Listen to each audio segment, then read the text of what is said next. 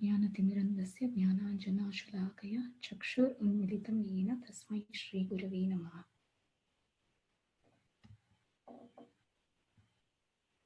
So this chapter is chapter 7 is named as the deliverance of Trinavrat, but we are going to read the pastime of Shatakasura first. So I'll give you the little background. Why was it like this? Actually, if you read this, if you see in the 10th canto of Srimad Bhagavatam, in the 6th chapter, once Parikshit Maharaj speaks about Putana's pastime, about her deliverance, at the end he also gives the benediction that comes by hearing that pastime. So Parikshit Maharaj starts to think that he becomes very concerned that why Sukadeva Goswami is giving the Falashruti. It means like wherever you give the Falashruti, it means the end of that story. So he becomes very concerned that maybe Sukadeva Goswami is not going to speak any more pastimes of Krishna's childhood pastimes. So just to make sure that Sukadeva Goswami is not stopping, it is also said that when this 10th canto is begun, by then it was already 5.5 days past. Means Parikshit Maharaj had only 7 days left with him. In that 5.5 days has passed. So Parikshit Maharaj thinks that Sukadeva Goswami should not think he is in a hurry so that he will go. I mean, usually like when a person is about to leave his body, they want to do something, whatever of their choice, before leaving the body. So he does not want Sukadeva Goswami to think that he is in a hurry to leave the assembly of devotees. So immediately, thinking of that, immediately Parikshit Maharaj starts this 2 verses. So he starts speaking. So in this, the first 2 verses are, this is chapter 7. It says, Yena yena vatarena bhagavan haririshwaraha karoti karna ramyani manojnani chana prabho yashrinvato apaiti aratir vitrishna Satvam cha shuddhyati achirena pumsa bhaktir harau tat purushe cha sakhyam tadevaharam vadamanyase chet. So in these 2 verses, Parikshit Maharaj is saying, he is telling the benefits of hearing Krishna's pastimes. So he starts speaking about it. Yena yena avatarena Bhagavan Hari Ishvara. He says Bhagavan Hari has performed so many wonderful activities and all of them are very wonderful. But his pastimes as child Krishna are extremely enchanting to the heart. How? Because Karote Karna Ramyani, they are very pleasing to the ears. Mano Jnani cha na Prabho. They are very pleasing to the mind and the heart also. And then he says, Apaiti Aratir. Aratir means not having interest in hearing Krishna Katha. Means an apathy towards hearing Krishna Katha. So once when we hear Krishna Katha, if you don't have interest to hear about Krishna, that gets destroyed. So that is Apaiti Aratir.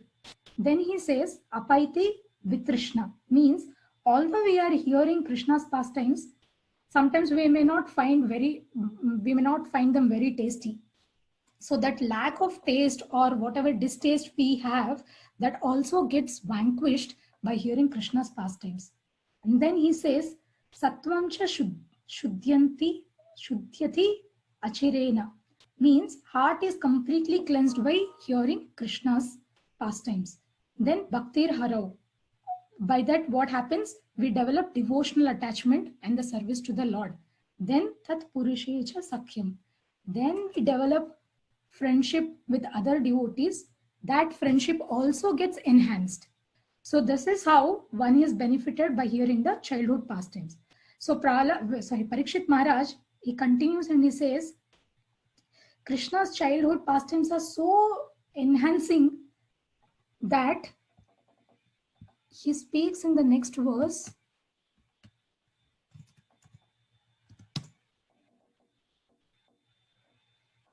He says, Toka charitam adbhutam, manusham lokam asadhya.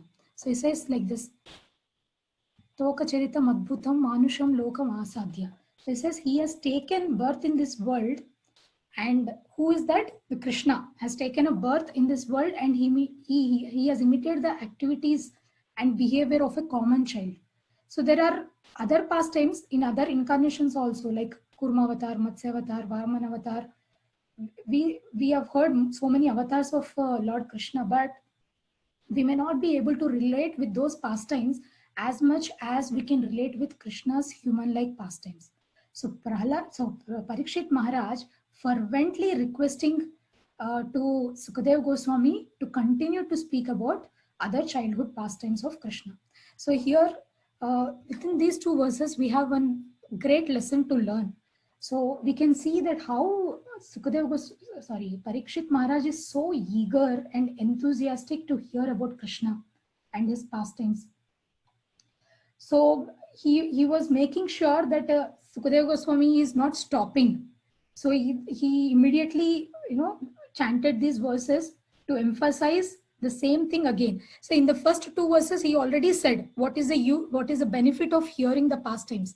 Again in this verse also, again he is repeating the same thing. Why? Because he's so enthusiastic and he wanted to make Sukadeva Goswami understand that hearing Krishna's pastime is the real need for Parikshit Maharaj.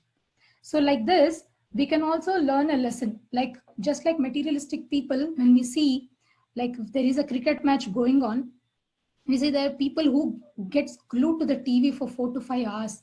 Sometimes the match goes on for a full day, and I have seen even in my house, my brothers, even myself, and also my father, they all used to glue to the TV like anything, and everything has to come in the sofa or chair wherever we are sitting those days. But the same energy, the same enthusiasm, if we dovetail it to hear Krishna Katha, then we can also develop the mood which Parikshit Maharaj has been emphasizing here. So that is the mood that we should develop to hear Krishna Katha. So this is one lesson which we can learn from these three verses. So after this, now Sukadeva Goswami, immediately after this, he starts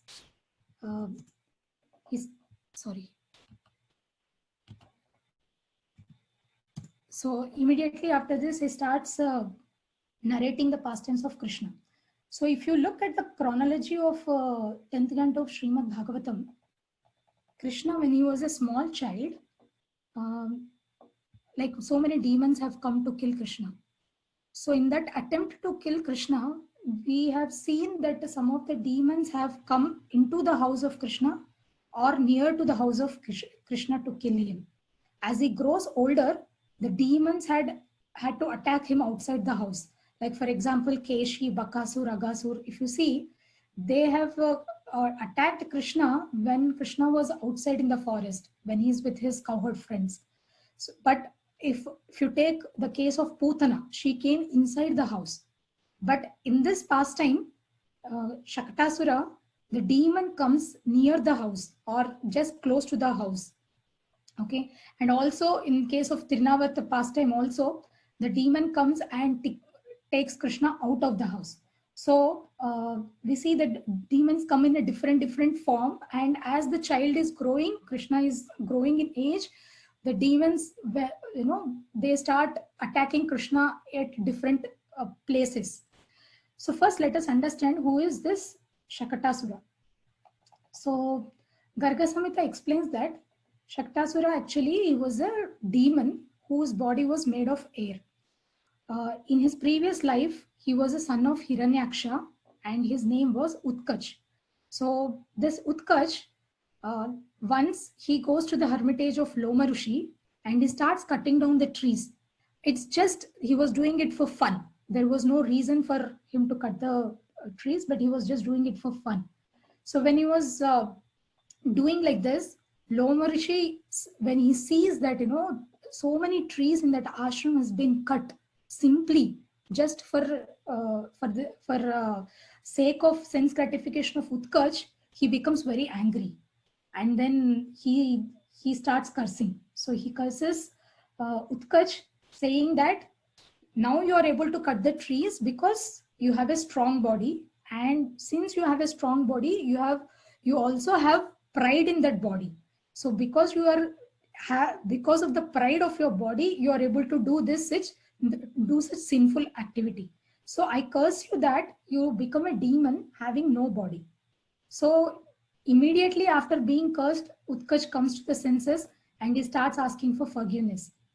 And then Loma Rishi says that right now, because as you know that rishis are very merciful, so then he says, right now this Chakshusha Manvantara is going on. So in the next Manvantara, which is Vaivasvata Manvantara, when it comes, Krishna will appear in this world, and when he touches your body, I mean, by the touch of Krishna, you will get liberated. So till then, he has to be in this body of air. So we see this. This is very usual. Like we keep seeing that in so many Puranas, and even in Ramayana, Mahabharata, we hear so many stories like this, that people do offenses, and after doing offenses, they beg for forgiveness, and then uh, they get some solution out of it, just because of the favor of the great souls. But we also see in our life, we also keep doing like this. So many times we have offended devotees. Sometimes we offend some person, then we go to him, we realize that we made a mistake, then we go to him, we say sorry, please, please, please, please forgive me, we ask for forgiveness, and again after 15-20 days or after a month, again we keep on committing the same mistakes. So this is this kind of attitude, if we have, we can see what Loma Rishi has gone through. Actually, there's a great lesson in this, that you see, just by cutting the trees, he has been cursed. So we have to be very careful in that aspect also. So many times, we may not be involved in directly cutting the trees, but we use the paper like anything, and we indirectly, we are also part of that sinful activity. So as a devotee, we also have to see how much we can reduce the cutting of papers, cutting of trees, I mean using the papers, and cutting of wood and trees for our own sense gratification. So we should again guard, like, as far as committing offenses, we should guard ourselves all the time against committing offenses uh, to anyone, not only to devotees but even to others, because we may also miss the chance of going back to Godhead because of that. Like for Shatakasura, at least he has got a benediction, but we may not have that benediction to be delivered by Krishna. So we have to be very careful in that aspect.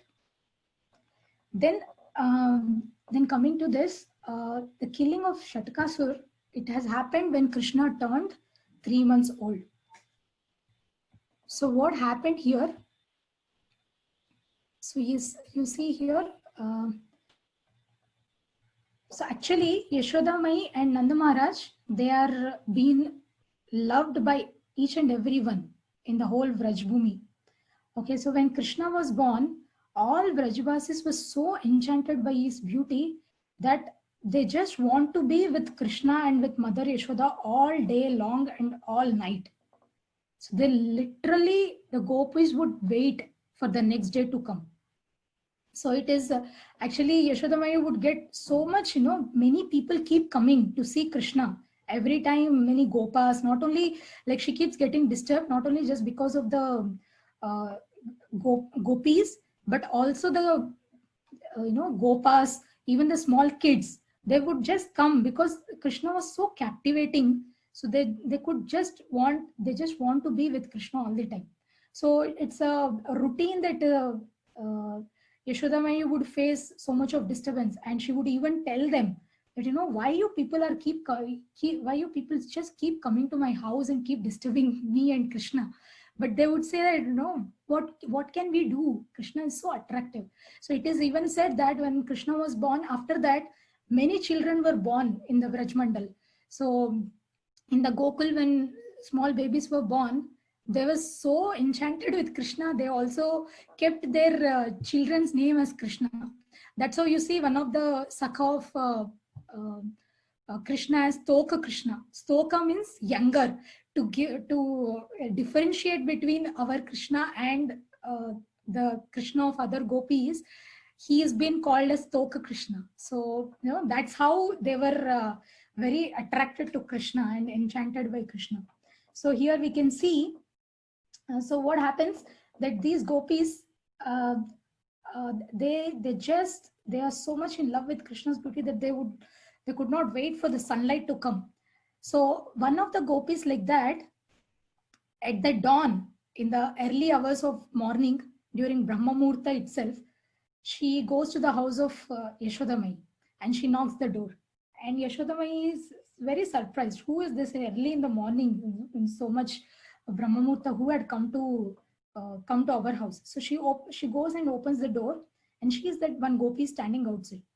Then she asks, "No, how come you're here so early in the morning?" So the gopi says, "I want to take darshan of Gopal." So Yashodamai laughs and tells, "Oh, my Kana is sleeping. How can you see him now? He'll be disturbed if you go to see him." So she'll say, "You please come later once he is awake. But right now, he will get disturbed. So you just please wait until Krishna is awake." But then Gopi, she couldn't control herself. So she starts pleading Yashodamai like anything. So finally Yashodamai says, "Okay, I will allow you to go inside to see Krishna, but with the condition that you should not make any noise that disturbs Krishna's sleep." So Gopi happily goes inside the room, and Krishna was in the cradle, sleeping happily. So she stands at one corner of the door and she starts staring at Krishna. And she starts drinking the beauty of Krishna with her eyes, that Krishna Rasayan. So she's drinking the Krishna Rasayan at that time. So here we can see that how these gopis are so attracted to see the Krishna's lotus face just early in the morning. So we can also take a lesson here that even before, it is said that like in the Shastras, below Mangar Thakur says, even before giving our eyes to any materialistic person, we should give our eyes to Krishna first. So the Shastras say that actual work of eyes is only to see Krishna.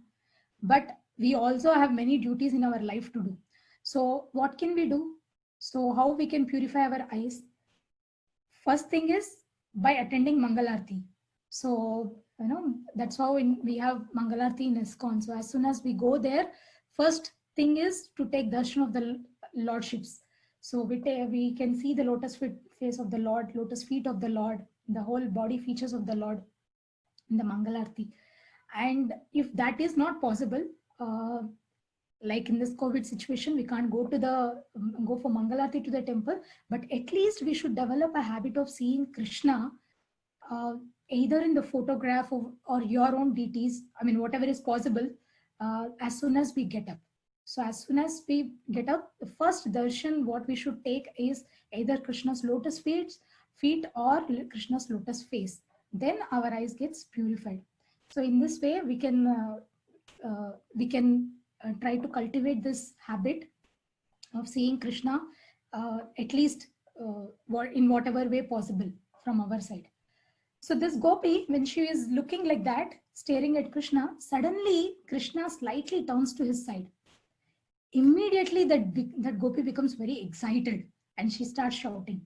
So Yashodamai comes running from inside and then she says, "I already told you not to make noise. Why are you making such noise? My Kana will get up from his sleep."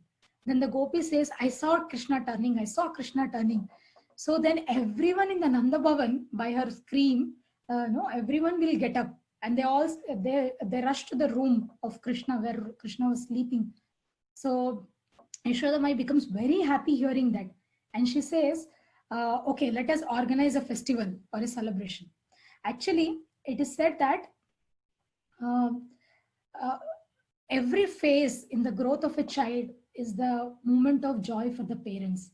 So on this particular day, when the child turned to the side in Vedic system, they would perform a ceremony by name Uttana. So this is the Vedic culture. That's why that's how here Sukadeva Goswami says in this text 4, in this verse, that um, because the child has turned to his side, so this is one of the samskara that needs to be performed. So Yashodamai says, okay, let us have a Uttana samskara. So how many of us would have heard of this samskara? So actually we should understand the reason behind these samskaras. Why do we follow such samskaras? Because we know only few samskaras. One is like a name giving ceremony we does, and then one is like first time feeding Annaprasan, and then there is in Krishna consciousness, once we come, we hear about Garbhadan samskara and all that. These samskaras are important because if you want to drink water, how do we drink? So we don't drink water directly, right? So we purify the water and drink so that all the dirt in the water is removed. So similarly, what happens when we perform such samskaras, when the Jivatma comes to this material world, the Jivatma carries lot of samskaras, past samskaras, which are old and bad habits. And the Jiva would have gone through different kinds of species in the past life. So it has a lot of very strong samskaras in this subtle and gross, and in a subtle and gross way. So to purify all those from the child, for that jiva, they perform these samskaras. So here, even Yashodamai becomes very happy to perform this samskara for the sake of Krishna. So it is said in Gopala Sahasranam, there is one name which comes in that name, in the Sahasranama of Gopal. One name is Nitya Utsava, means the one who is lover of festival or Utsav is Nitya Utsava. Krishna is called Nitya Utsav. So Acharya says that if you want to retain Krishna in your homes, every time we should do some festivals. So we should always try to see what kind of festivals we can hold in our house. But of course, we may say that one program itself becomes very expensive, because we need Lakshmi to buy flowers, vegetables, and so many things to organize. So every time to do such utsav is little difficult. But Acharya says Yatha Shakti. So whatever is possible from our side, like if we cannot host festivals at home, at least we can sing and dance for Krishna in the house. Like I know one devotee in Pune, she has Gaurnitai deities, and she says, even Prabhupada said that how Gaurnitai can be made happy in the house. How can you make them not run away from your house? Is by reading Chaitanya Charitamrita. So that Mataji, she just sits and she reads Chaitanya Charitamrita to the deities. Of course, she's reading for herself also at that time, but actually her mood is to read the Chaitanya Charitamrita to the deities. So like that, we can celebrate an utsav, not by showing off our wealth, but by sharing Krishna with others. So in ISKCON also we see so many festivals. This is the reason that Prabhupada has brought a lot of festivals in ISKCON, which will help us to always be in connection with Krishna and to be more Krishna conscious. So here now Yashodamai is now getting ready for the festival. So there are some festivals which has been celebrated by women alone, and some festivals are led by men. Like Nanzotsav festival is mainly for the fathers, and there Nanda Maharaj was leading the festival and Yashodamai was assisting him. So here in this Uttana festival, Yashodamai is leading the festival and Nanda Maharaj is assisting her. So everyone is involved. So there is a background to it. The real reason for this utsav is one more reason. The Acharya says that there is also a reason for Nityotsav, because Yashodamai knew that all Vrajvasis are very simple cowherd men and women, but she had a lot of desire to give some gifts, to give some cows, and to do something. I mean, to feed the Brahmanas, to feed the Vrajvasis, to feed the Gopas, Gopis. But simply See, if someone calls somebody and simply you cannot give a gift to them, right? So there should be a reason for giving a gift. So then she, as soon as she understands that Krishna turned, she felt this is one of the reason. I mean, she becomes so joyful because she wants to give off, do this charity to give all these gifts to all the Vrajavasis and the Brahmanas nicely, so that they will profusely give their blessings. So because she wanted the blessings of all these Vrajavasis, so she started doing this. She was so eager and she was expertly engaged in doing this Uttana festival. So here one more lesson we can learn is like when we give donations, actually we should feel grateful for those who are giving us an opportunity to serve. So many times we feel pride on giving, but actually we should be very grateful to those who are giving us an opportunity to serve. Like here, Yashodama is looking for an opportunity to serve Brahmanas, Gopas and devotees. We should also search like that for some reason to serve devotees. So why? Because when they are pleased, we will receive blessings. So at this time, Sukadeva Goswami also mentioning that there was a conjunction of the moon with the constellation Rohini. Means there is a Rohini Nakshatra also, which is a Nakshatra of, that day was Rohini Nakshatra, which is Nakshatra of Krishna. I mean, he was born in that Nakshatra. Sorry for that. So here in the purport, Prabhupada makes one important point, that in Vedic civilization, childbirth or pregnancy is never regarded as a burden. Rather, it is a cause for jubilation. In contrast, people in modern civilization do not like pregnancy or childbirth. And when there is a child, they sometimes kill it. So in the Vedic civilization, it was a pleasure. If you see and check out your grandparents and all, how many children they have? They used to have 4, 5. Bhaktivinoda Thakur had 15 children, you know, and my grandfather had 5 sons and 2 daughters. So, but nowadays, after the marriage, they want to have children after 5 years, after 8 years, because everybody is career oriented. So in that whole process of career, what is happening? They are having children at 40, and at that 40, they cannot live their child also, because doctor says, you know, they should not lift the weight. So at 40 itself, all this neck pain starts, back pain starts, and disc prolapse.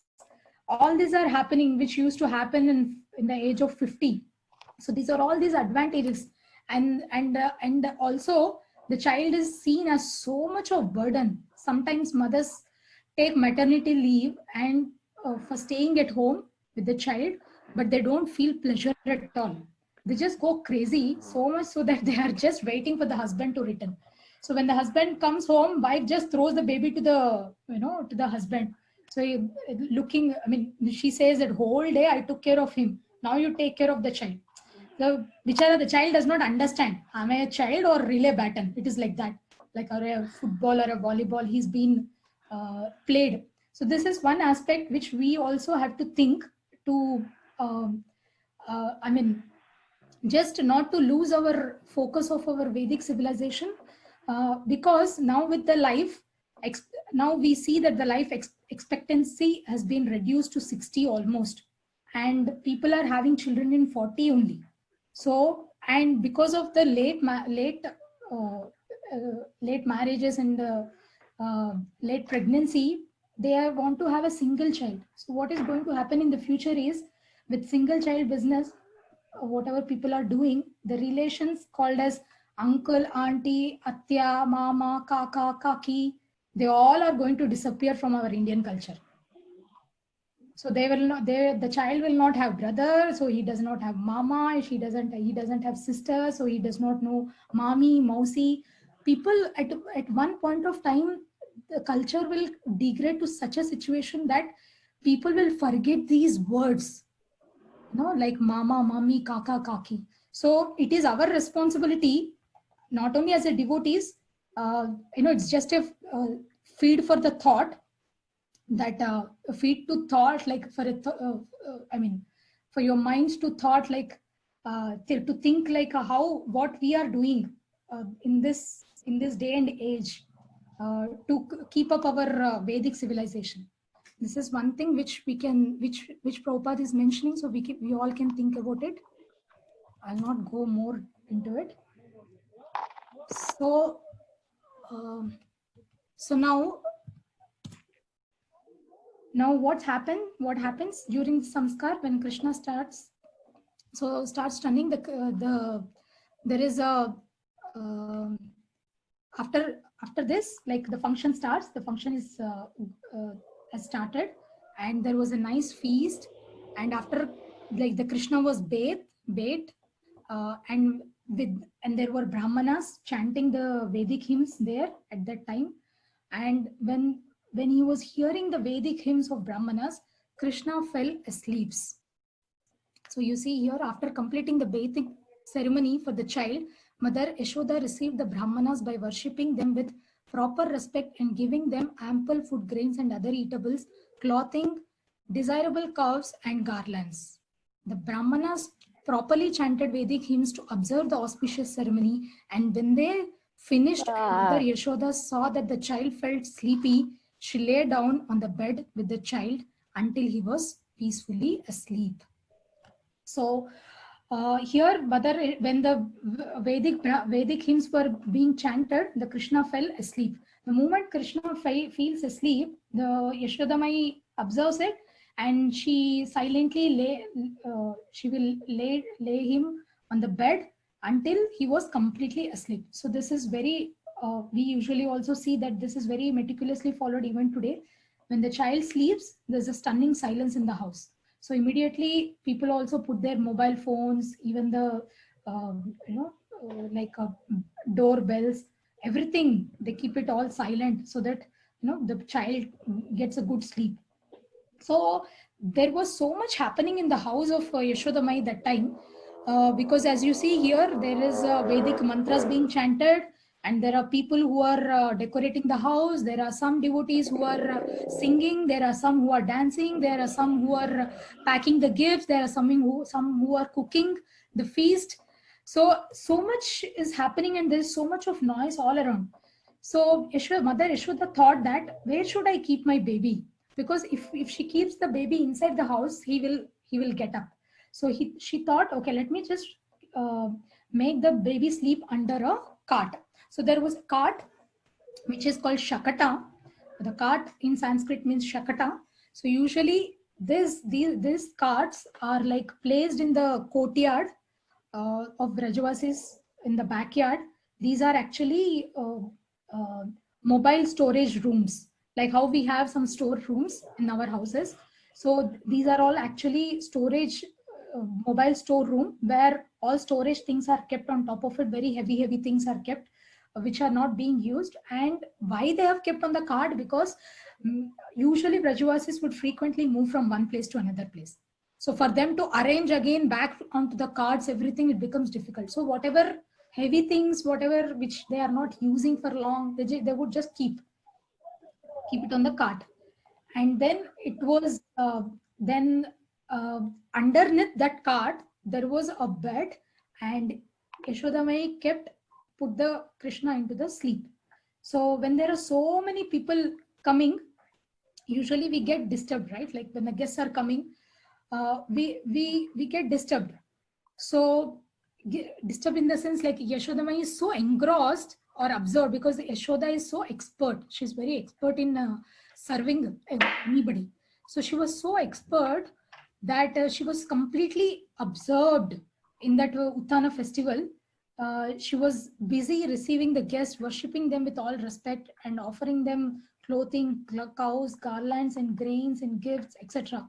It's not like today that we do event management. Somebody comes, and the host doesn't do anything, but we have somebody who are paid, and they are smiling, and then we feel that it's so nice. But the culture was not like that in Vrindavan at that time. Culture is, Yashodamai was personally taking care of everyone. So because of that, she could not hear the cry of cry of Krishna. So Krishna becomes very, at one point of time, Krishna feels sleepy. I hear some noise. Can they be muted?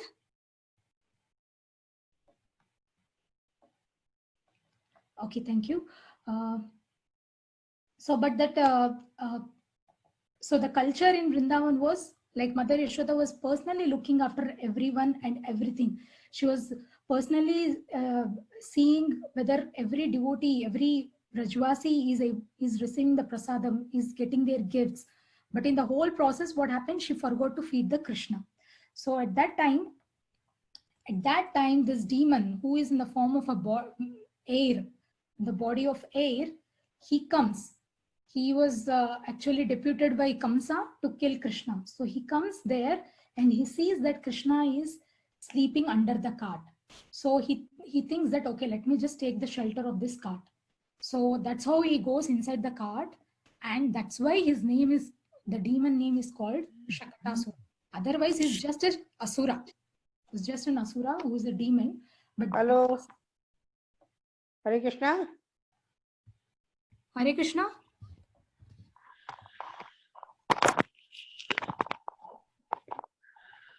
Am I not audible? Hare Krishna. Hello. Yes, Mataji, you're audible. Somebody is saying Hare Krishna. Mataji? Yes, Mataji. Okay. So this demon, that's how this demon's name is called as Shakatasura, because he has taken the shelter of the cart. So what happens? He thinks that anyways Krishna is lying down below the cart. He thinks that let me put a heavy weight from the top and push the cart down onto Krishna and kill him. So that was his plan. So at that point of time, actually Krishna wakes up being hungry for the milk of Yashoda Mai, and then he starts crying. But because there was so much noise all around, Yashoda Mai could not hear the Krishna's cry, and she was also so absorbed in her seva to the Rajwasis that she completely forgot to feed Krishna. So of course the rules of the human body doesn't apply to Krishna. As I said here, that Krishna woke up being hungry for milk, like in normal human child. If you see, the capacity of a newborn baby's stomach is just only 30 ml. In adults, the capacity is 1.5 liters. That's why it is seen that newborn child always needs to be fed every 2 hours, because that 30 ml will last only for 2 hours. So that's how we see that mothers gets very exhausted, after when the newborn is there in the house. So every 2 hours he cries, and then once he is fed, the baby becomes a saint. He becomes a saint, and again in 2 hours, again the baby starts crying. So the mother has to go through this. There is no other option for the mother in the initial days. So that's why usually the doctors advise the mothers to take a long maternity leave, like long leave if they are working. That's why in the today's companies also, you see that there's something called maternity leave that they provide. So here, this rule may not apply to Krishna, but still, if you see, the actual reason of Krishna's crying is actually the Krishna thinks the whole program, the whole ceremony is happening is only because of me. So, and everyone left me alone, and everybody is happily engaged among themselves, and they are celebrating the festival with each other, and nobody is bothered to look at me. So Krishna, he wants to be a center of attraction as usual. So he feels that, he's been left out. So that's why he starts crying actually. So if you see here, there's one lesson I was just thinking. So Krishna is actually crying out for us as well. But if you consider, of course, Mother Yashoda, we cannot compare her with our situation. But if you want to use the story on us, so what lesson we can learn from here is, Mother Yashoda could not hear Krishna crying because of various noises. So similarly, there are so many various noises go around in our heart. The heart is so noisy. People are so much in their thoughts. Like, we are so much in our thoughts. Why? The thoughts of material enjoyment. We're always thinking, hankering for material happiness, and we have so many desires for material enjoyment. We never tend to hear Krishna crying within us. So we don't pay attention to his cry, who is crying within us as Paramatma. But when we start chanting and when we hear about Krishna and when we eat only Krishna Prasad, then slowly the desires for material enjoyment will come down, and at that point of time we can hear Krishna's voice. So this is one thing which we should learn, which we should understand, that Krishna is always crying within us. So when we are chanting, we should always be meditative of this statement that Krishna is there. I mean, he's just there next to us when we are chanting. So we should be very focused. Then we can see Krishna. We can make Krishna happy one day. So here, one more lesson we can learn. The Acharya says that actually Yashodamai is not doing this samskara for herself. This is a sat samskara which she is performing not for sense gratification, but for her child's benefit.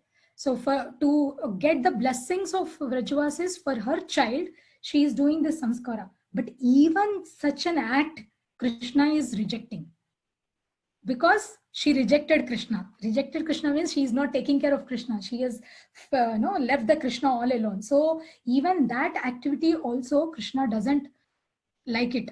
So even when we are doing any activities, we have to be very, very careful. Because in the Gopal Champu, it is said that this full process of giving gifts to Vrajavasis and feeding them prasadam, this whole process happened in 1.5 prahara. One prahara is actually 3 hours. So it took 4 hours continuously. Yashodamai was so busy in this Uttana ceremony. So Krishna became angry as he was neglected. And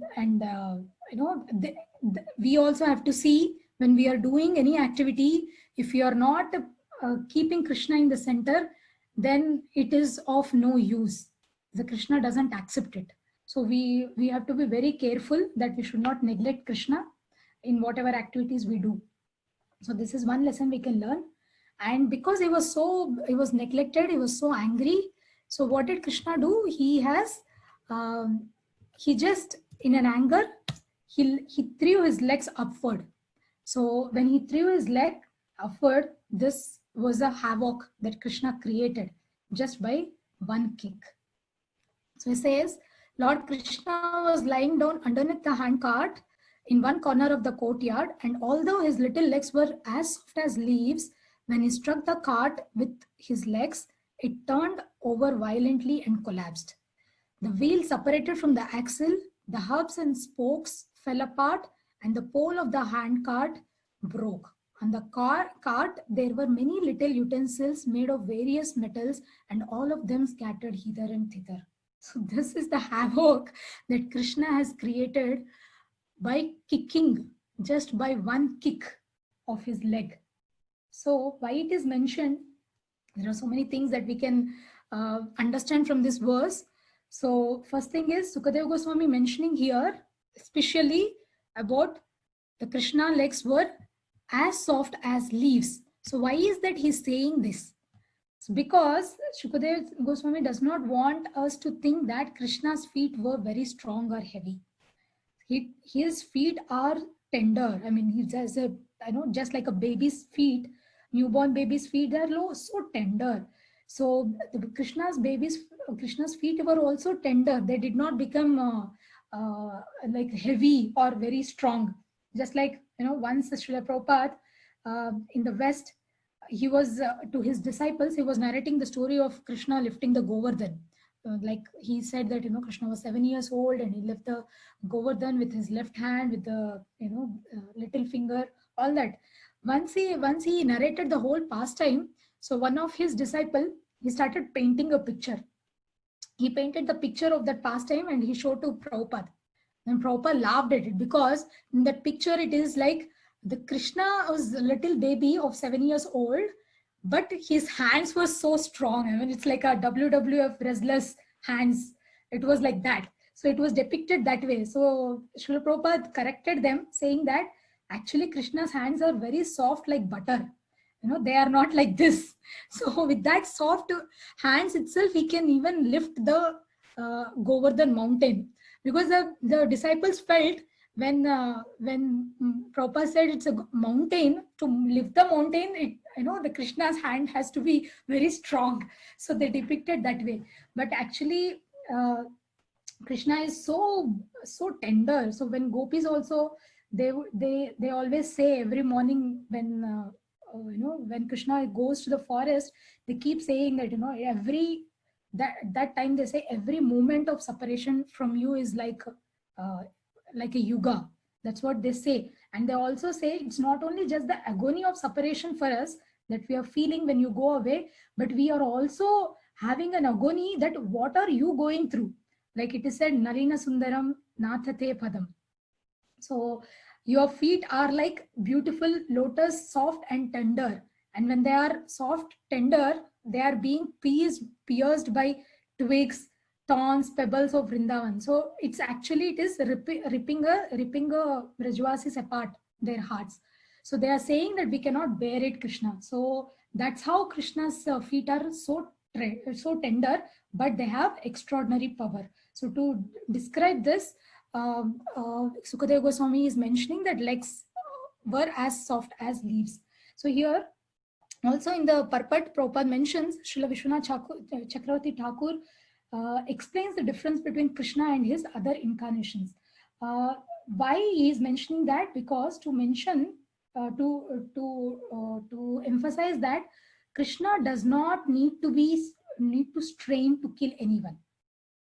He gives example like Narsingadev. So to kill the demon, when Narsingadev has appeared, he has to put on an animal face and he has to grow so much big nails, and then he kills Hiranyakashipu.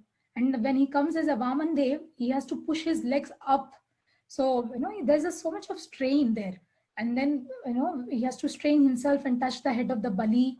And in a Varaha incarnation, he has to take a strain to lift the Mother Earth. Whereas in Parshuram, in the incarnation of Parshuram, he will take an axe and kill the demons. So like this, but in case of Krishna, he doesn't need any such weapons, or he doesn't need to show his prowess to kill a demon. If you see all the demons, like even Putana also, just by the lips, he could kill the demon Putana. So we hear from, I mean in this month, we also will hear various demons, how they are simply, just by the touch of Krishna, all the demons will get killed. So this is the reason that Vishwanath Chakravarti Thakur tries to give the difference between Krishna and his other incarnations. So one more thing is, as Shakata thought now that I will kill him. So what happens here? Shaktasur has his own plan to kill Krishna, but Krishna had his own plan. So Krishna is small. Even if he is small, his strength is not small. Krishna just moved his leg very gently. He just moved. He just touched the cart.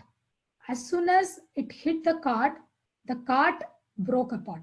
So all the parts of the cart fell apart, and vessels flew here and there. And the demon who entered into the cart, he could not come out of it. It was such a splash of a movement. All this happened.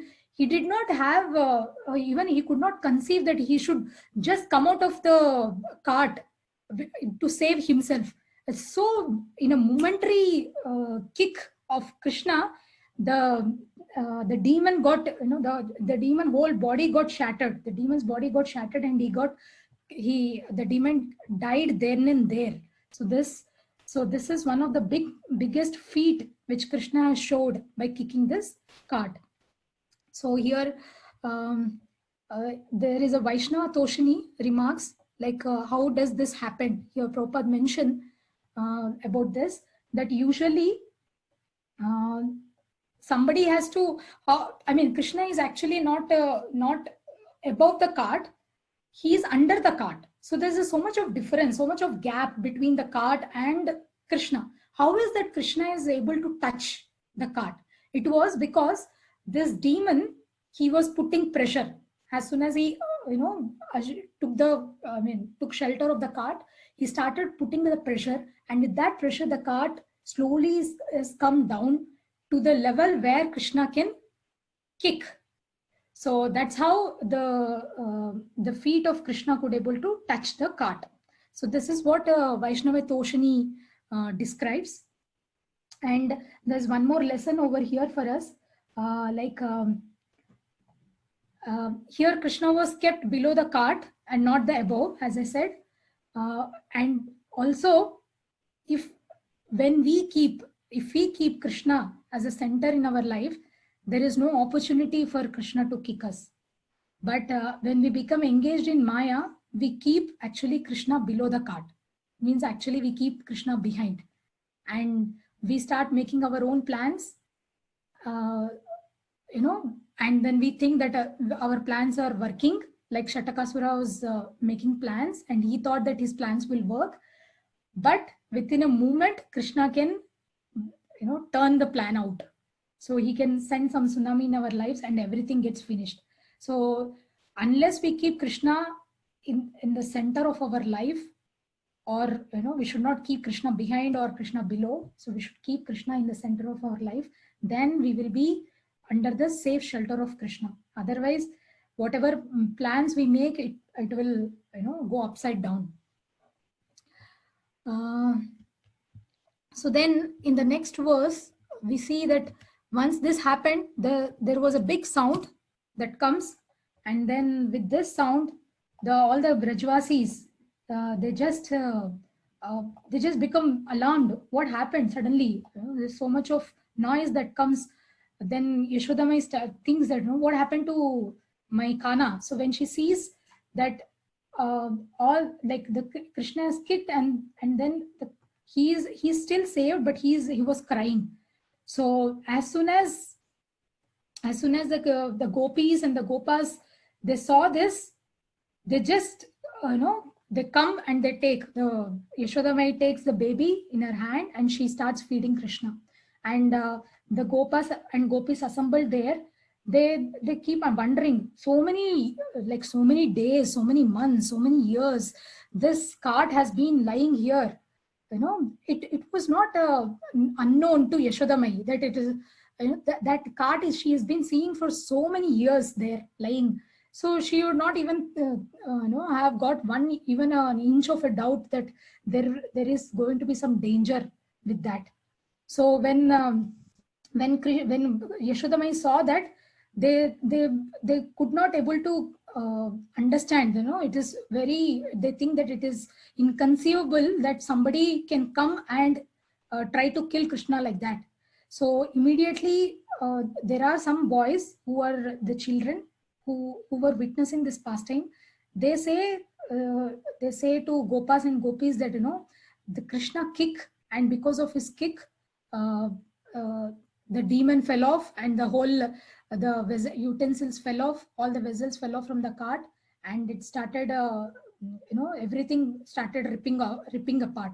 But the gopas and gopis could not fathom, so they could not believe these childish statements.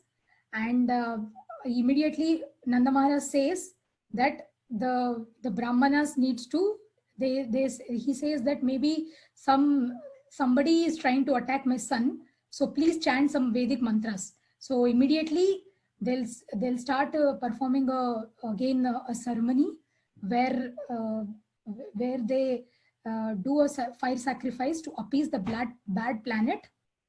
Then with rice grains, kusha, water and curd, they worship the Supreme Lord. In that way, the ceremony ends here.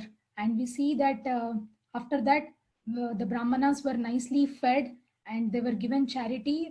Nanda Maharaj gives them a lot of charity again for helping Krishna, for helping the ceremony to happen. And And then,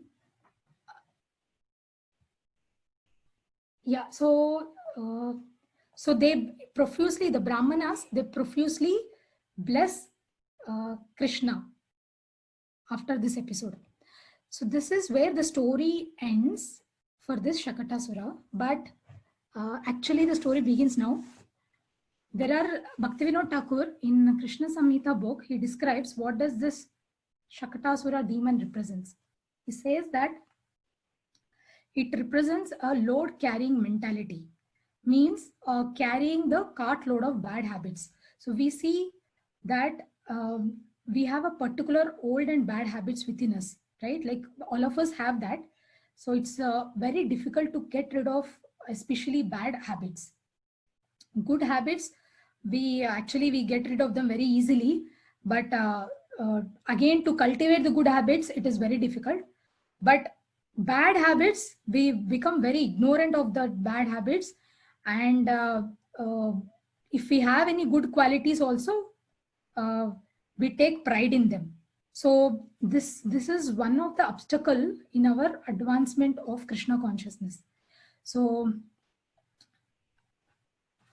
what does this bad habits mean? Like we have a bad habit of criticizing the devotees, some old habits, or we have some bad habits. Like for example, Srila Prabhupada gave an example of there was an example of Srila Prabhupada. One of his disciple, he was doing a postal seva. So Prabhupada was inside the room, and this Prabhuji was has to put the stamps on the posts where like Prabhupada would have written the letters to his disciples. He has to stick the stamps. So what happens was, like usually what we do, if we have to stick, then we take a little water and we paste it to the stamp, and then we just stick it onto the card. But this Prabhuji, he was sitting outside of the Prabhupada room, and what happened, like he had a little bowl with him, and then little water was there, and he was doing it. He has done many of it using the water, but after some time, when the water got exhausted, there was still so many stamps, so many stamps to be stick to the posts, so to the postcards. So he thinks that, okay, who will get up, and then who will do it. But he had a habit, the old habit of, like, sometimes we also do that, we take the saliva of our mouth and then we just stick it. Then he was doing that. So while he was doing that, Srila Prabhupada came from inside the house, inside his room to outside, and then he saw that his disciple was doing this. So he became so irritated. He immediately went and he said, "This is a bad habit. You're not supposed to do such things. You should use use the water to stick. So you should not use this." Then Prabhupada chastises him. Then he takes that and he takes little water again in the container, and then he starts putting the stamps. But at the end, there was only one stamp left and there's no water. So now again, he goes back to his bad habit, and then he takes his saliva and then he sticks it onto the postal card. That time when he was doing that, at that moment, Srila Prabhupada again comes out of his room and he sees that. And Prabhupada becomes so angry. He says, "What is this? How many times I should tell you? This is not the way that you should, you put the stamps. Your old habits are not, you are not dying. You are not giving up your old habits even after explaining." So Prabhupada heavily chastised and he said, "You are like animals." So such small things, maybe these are small things which I've mentioned, but there are so many bad habits in us, which we keep, which we keep loading it, and we are not thinking of getting rid of them. So if you don't get rid of those bad habits, then we cannot progress in our spiritual life. Like Bhakti Tirtha Maharaj says, "Die before you die." What does that mean? Means before you die, all your bad habits also should die, both in the gross and subtle level. Only then, we can become a pure devotee. So actually we have to work on these work on those bad habits. First of all, if we have to work, we first of all, to work on them, we should have a desire to get rid of them. Otherwise, what will happen?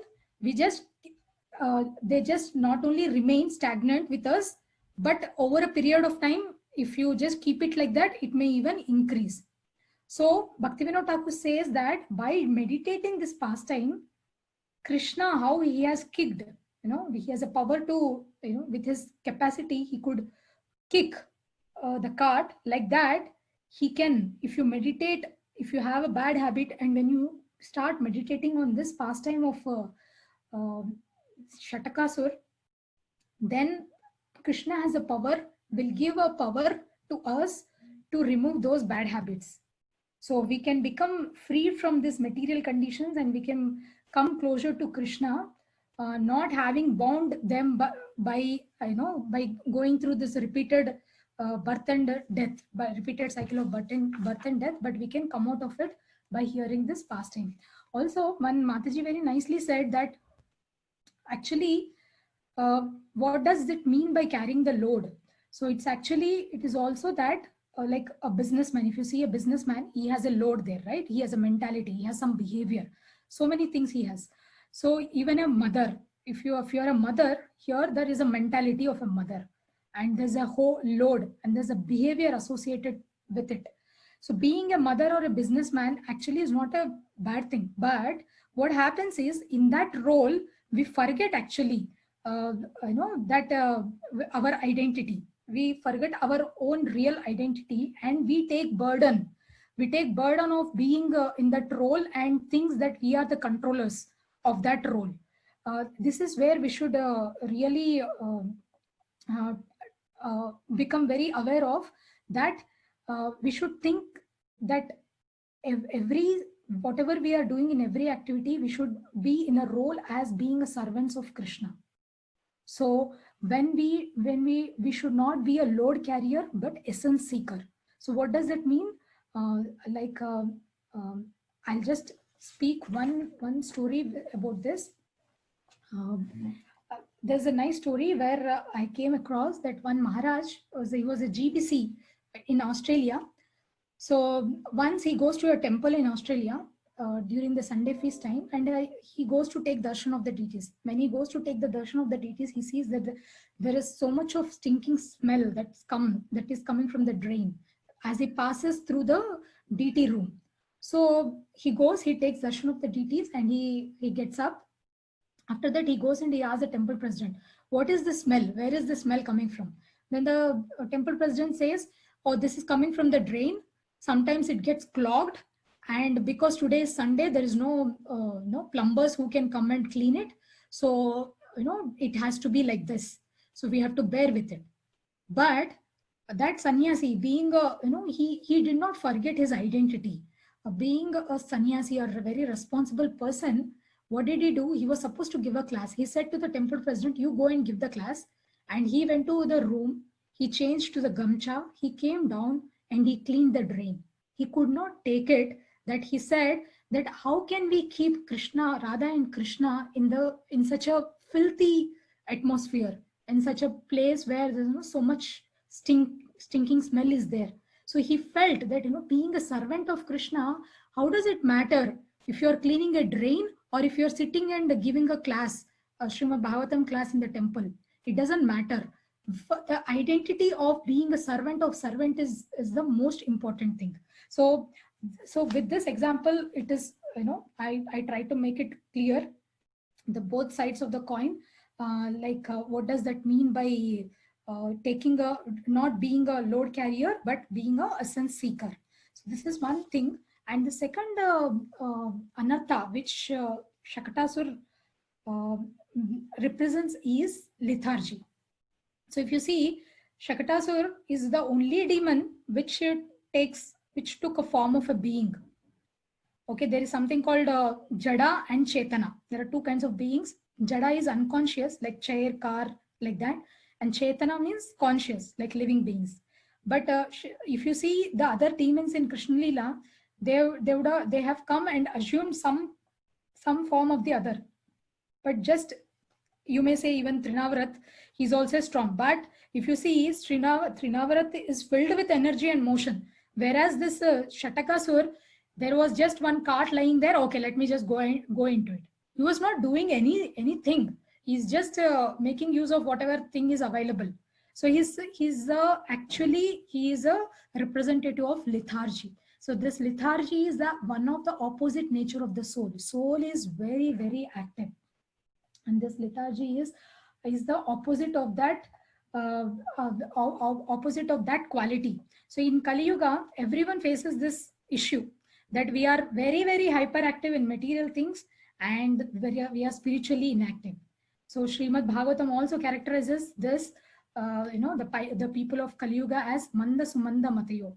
So that, like, it says that the people won't act effectively, they can't think properly because of mode of ignorance, etc., etc. So what happens if you see a person in this today's day and age, that there is a temple close to your house, that person, the person in the house, they may not go to the temple and take darshan of the Lord, but they take a lot of pleasure in going out and in the picnics.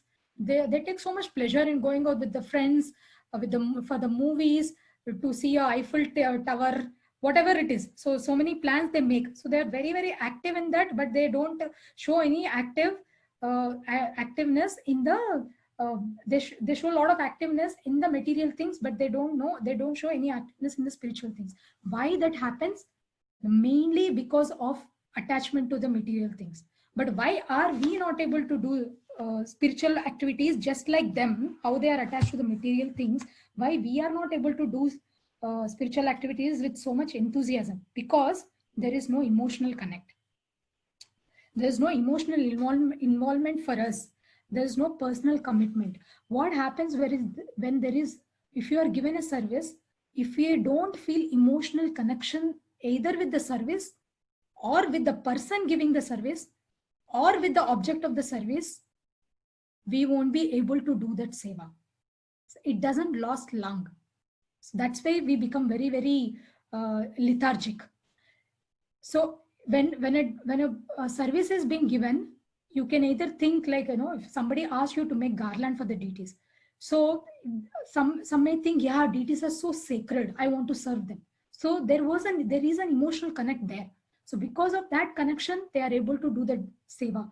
Some devotees, what they do, they think that, okay, if somebody comes and tell, can you do this seva? Because of the deep attachment they have with that person who is asking for the seva, they do the seva. So either of these we should have. We should develop this emotional connection with the activities that we are doing, especially in spiritual activities. Otherwise, it will not last long. We will fall into this laziness, this obstacle of lethargy and laziness. Because if you see, when people are working outside, they may not have emotional connect with the boss, but they have the emotional connect with the object of that job, which is nothing but a money. So there is a emotional involvement with the material consciousness. So if we do so much of material things in our life and we put all our emotional connect to this material consciousness, when we are consumed by such emotional involvement in the material consciousness, we will not have anything to give for Krishna. We will not be able to give commitment to Krishna. So we have to really guard ourselves. We have to see where we are. Are we giving more of our time to be active materially, or are we giving time to be active spiritually? So this distinction, each one of us has to see from ourselves.